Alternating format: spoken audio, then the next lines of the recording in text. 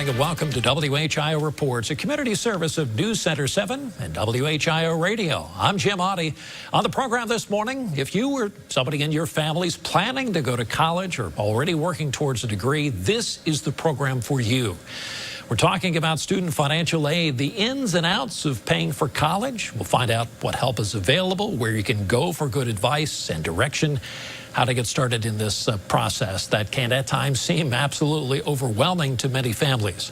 Our panel of experts this morning will take us through that process. We'll meet them now. Tim Lytle is Executive Director of the Student Success and Associate Dean at Wright State University. Amy Barnhart, Assistant Vice President, Dean of Admissions and Financial Aid, also at Wright State. Rob Durkel is the Associate Vice President, Dean of Admissions and Financial Aid at the University of Dayton. Welcome to the program. Tim, I wanted to ask how, first off, in this process, at what point should a family or that student themselves start thinking about financing their college education? How early? Well, it's certainly never too early. Certainly for us, and we're working with students, that process of not only beginning to think about investing in college, but also beginning to look at the colleges or universities that they want to consider. It's definitely never too early. Okay, let's talk now about that early planning. Amy, at what point does it really start to get serious? To get serious? Middle Sure. school even. Really? There are programs for middle schoolers to apply for early in their career, especially here in the Miami Valley. We have the Montgomery County, Ohio College Promise that is open for all Montgomery County, Ohio 8th graders to apply for. It's a way to help them prepare for college. They're assigned a mentor, and they're also given some tools that will prepare them for college. But at the end, the final goal is to receive a scholarship to actually help them pay for their college education at one of the partner schools within MCOCP. Additionally, the big starting point is the senior year in high school, when the FAFSA is filed. And we'll talk about that in greater detail, Absolutely. some of that paperwork. So when the FAFSA is filed, that's the big starting point. But really, middle school, you can start planning. Rob, as you advise people on the family level here, whether it's at your office or even privately, family members, you tell them, where do you start in that advice process? Do you say, hey, look, this is a really big deal. It's, besides buying a house, it's one of the biggest financial you'll make. At what point do you tell them, hey, this is when you should at least start thinking about the financial end of this?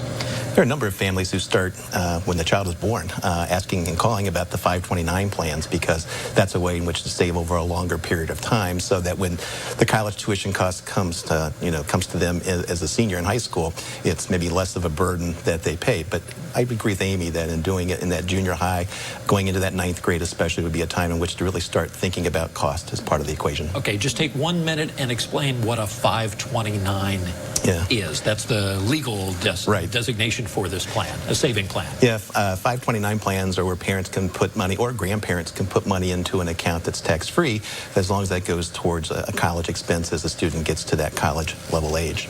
Okay, so but that could happen starting at birth. You contribute to that.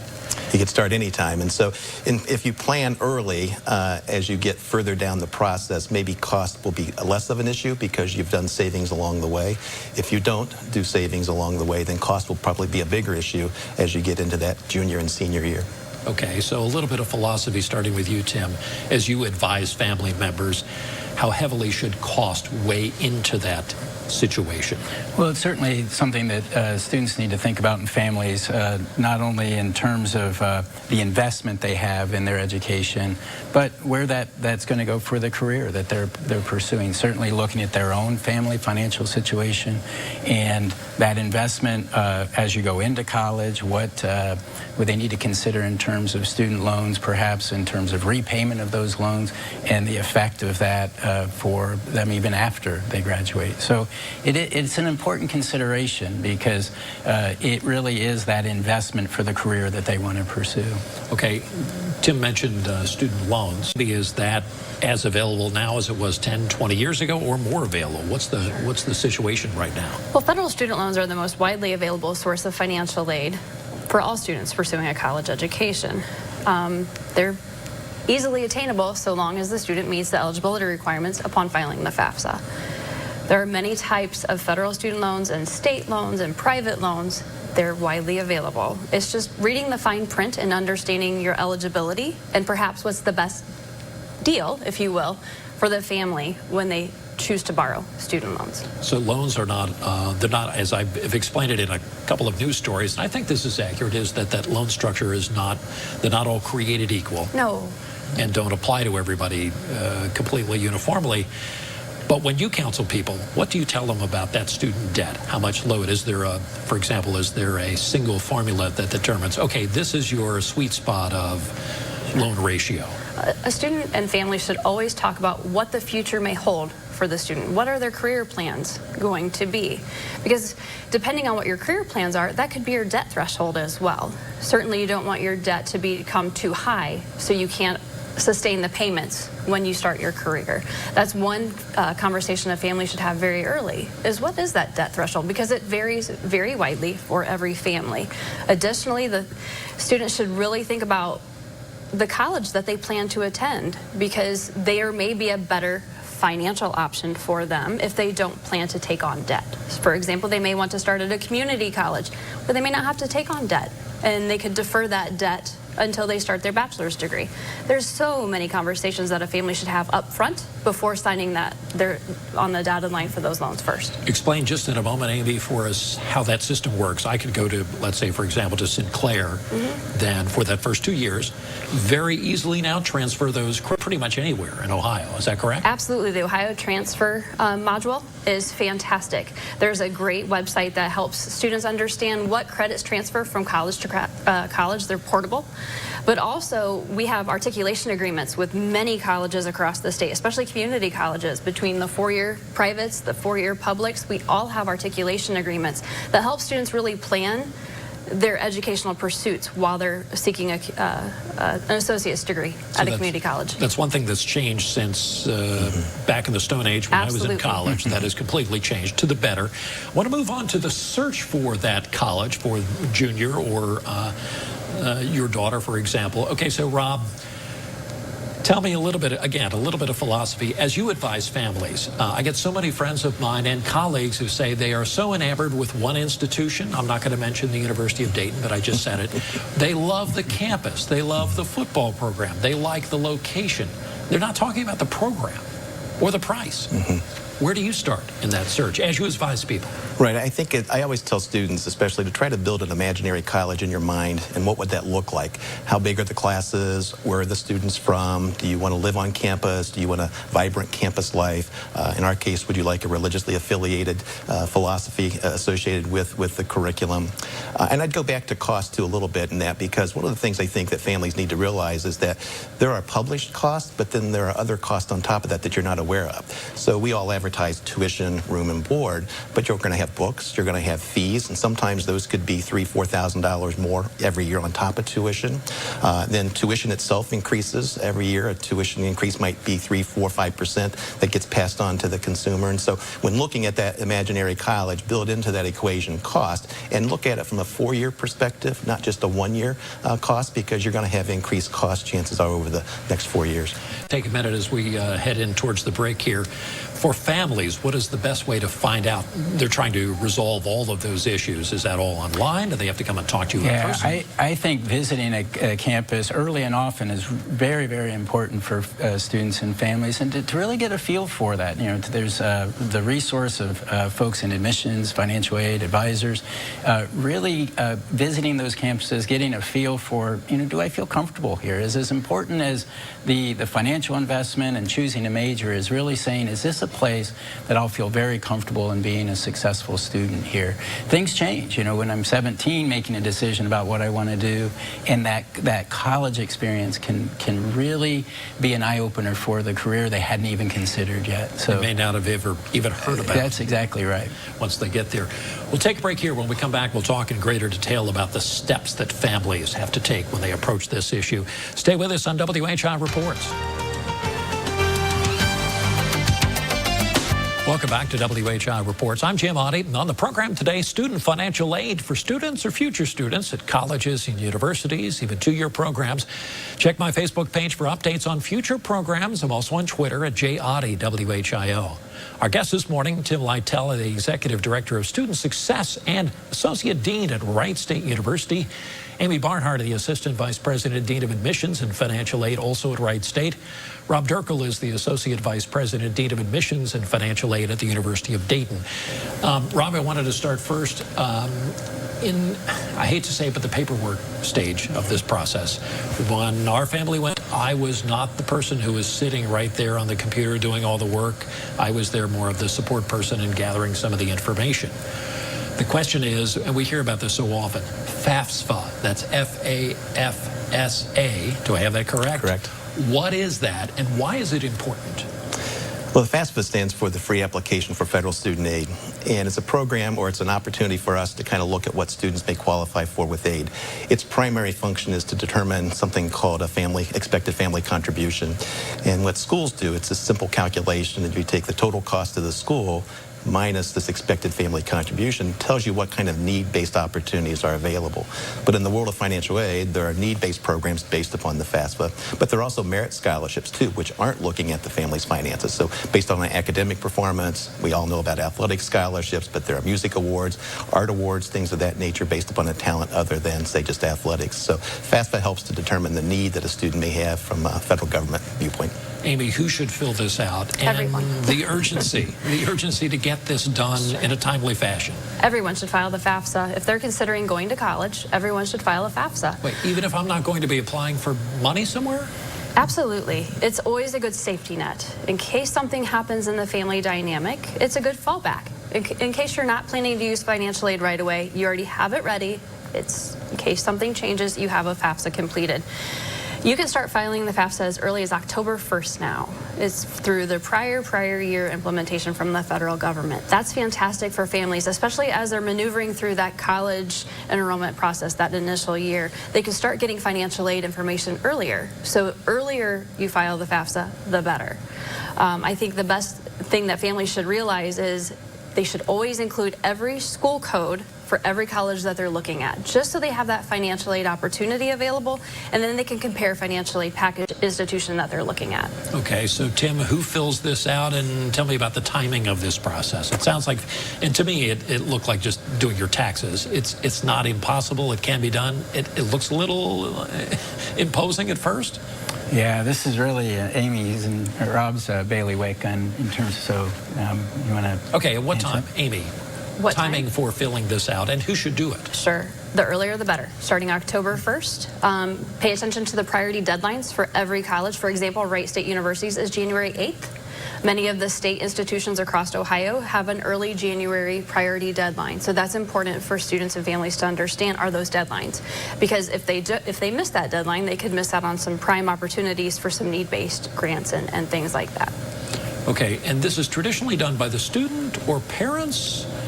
Or both. Both can do this? I think they should sit together and complete it because it's a great experience for the student to learn about their family finances and that dynamic within their family, but it also helps the parent to grow and allow the student to take on a new perspective of their life. It's a good opportunity to do it together. Okay, so for high school, middle school students, high school students, they're going through this process. Are local high schools telling kids, hey, you should do it? Here's the website, go online, Sure. make sure you get the right website and all that? Many high schools have high school financial aid nights where they include a FAFSA completion night component with it. And there's also some community service programs that help that family with that initial FAFSA. It's fantastic. Wright State's gone to, I think, 40 different high schools this year to help students at those high schools complete that FAFSA for the first time. Okay, so Rob, let's talk about the options that are available to families. There's a mix. It's almost like the cafeteria. You can get to pick and choose, if you have the options, pick and choose of what is available to you. How do you know, first off, what all is out there? And secondly, what mix is correct for your student? Sure. Well, aid falls into three categories: be non-repayable, which is the best type of aid to receive because you never repay that back. It's a grant. It's a grant. And some schools call it scholarship, but technically it's a grant. And then educational loans, and then student employment. So all financial aid dollars fall in those three categories. The mix, I think, of that is based upon where the family is financially. I always encourage families to think about what's it going to take out of my pocket to send my child to any university, and keep in mind that paying back loans will be money out of your pocket at some point in time. So looking at that mix would be individual based upon upon the student's financial needs, based upon where the family is financially. But I think taking that into account is really important.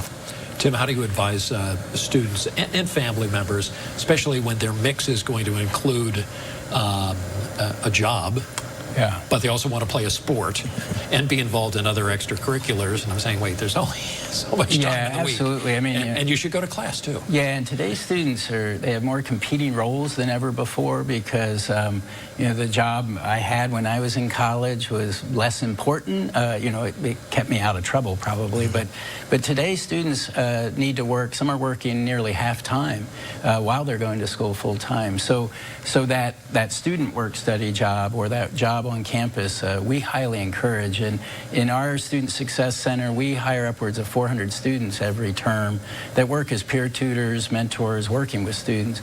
We prefer them working, on our campus because that not only helps them serve the students we're working with, but also helps them to be really successful and engaged in the campus. So they're able to manage both their studies and be a part of co-curricular activities, play a sport, but also earn some money that helps pay real bills. What is your sense of the amount of financial pressure now on families, students themselves, and how they deal with that, first financially and then in their workday that probably goes on and on much too long for a lot of people? Yeah, and I think it is a big challenge for young people too, because they are coming to school. College hasn't changed in terms of the expectations and the rigor of the work, and so what's happening is students who are fully academically capable find that time is their biggest problem, that managing time because of that job that they have to have. That's a third income perhaps to the family. It's helping again pay real bills, and so what we try to do is provide them not only the support services of tutors and others on our campus, but also the space to do that. We have our library and other spaces on campuses, and all campuses do this to really encourage and create these cultures of learning so that time issue becomes a normal part of their daily routine. Rob, before we take the break, I want to talk about universities like yours that have a program that literally locks in the cost. What does that mean? We hear that phrase so often. Does it literally mean, as let's say my son or daughter is going to be a freshman at your school, their cost is the same 1 year to the next? At the University of Dayton, that's the way it works. We were the leader. We started, I think, 5 years ago with the program that we call our tuition plan. And what we say to our families is whatever your net tuition is in year one, that'll be your tuition in year 2, 3, and 4. And so if increases occur in tuition, the grants and scholarships that a student will receive will increase as well. So the out-of-pocket expense over the 4 years would remain the same. We also put in there a book scholarship. That's one of those costs that lie outside of the direct billing costs. And so we want to make sure students have the ability to have books available as well, and that's a hidden cost, as I said earlier. We also have a scholarship that we include for every student, which is a study abroad opportunity where students can study abroad, as more and more employers are asking for students to have a global experience. So that tuition plan is one where we can now give a student a 4-year financial aid award letter. So when they get their award letter coming up here next month, it'll show year 1, year 2, year 3, and year 4. So students and parents will have the opportunity to plan and not have any hidden surprises over the next 4 years. Take 1 minute to tell us what kind of response you've gotten out there in the marketplace, especially from families. Right. We've received a lot of national media in a positive way, but I think the way in which to gauge the program is look at the successes we've had. So our retention rate at the University of Dayton's gone up into the low 90s as a result. Families aren't leaving because of finances, because they know going into it. Students are graduating in less than 4 years, or now 4 years, whereas it used to be students would graduate maybe in 5, 5.5. And if you add that 5th year in, plus another loan for a 5th year, plus not working, that could be $40,000, $50,000, $60,000 of savings. And so this allows a student to graduate in 4 years, which I think is the goal for the students, is to finish as quickly as they can. We'll take another break here. When we come back, we're going to talk about planning for the future and get some free advice from our panel of experts here for those family members who are watching at home or listening on WHI Radio saying, how am I ever going to pay for college? Stay with us on WHI Reports. Back in a minute.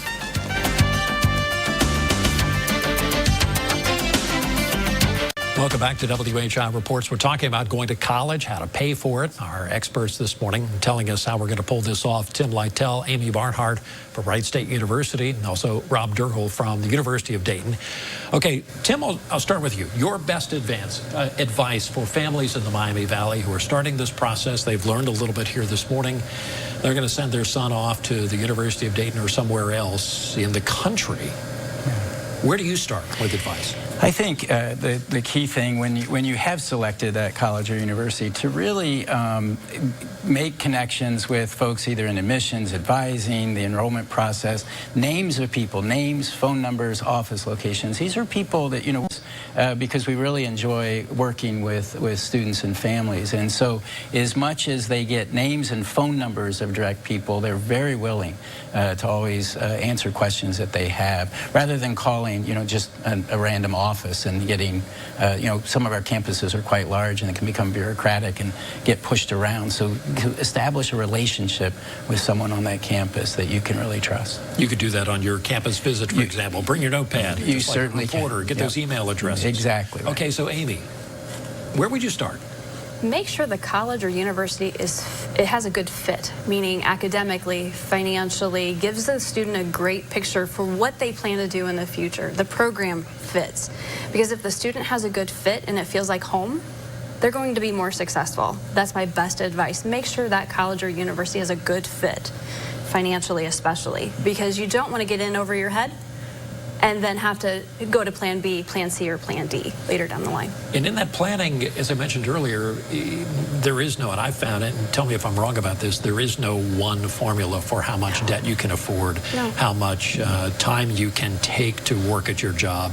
It depends on the family, the student. Is that correct? Absolutely. It's unique to everyone, and everybody's college experience is unique as well. So there's not one magic little pill or formula that will say, this is exactly what I need to have. This is my threshold. That's all in here and up in here for the family. Okay, so Rob, you're now imparting on us that $10,000 of free advice to families as they plan here.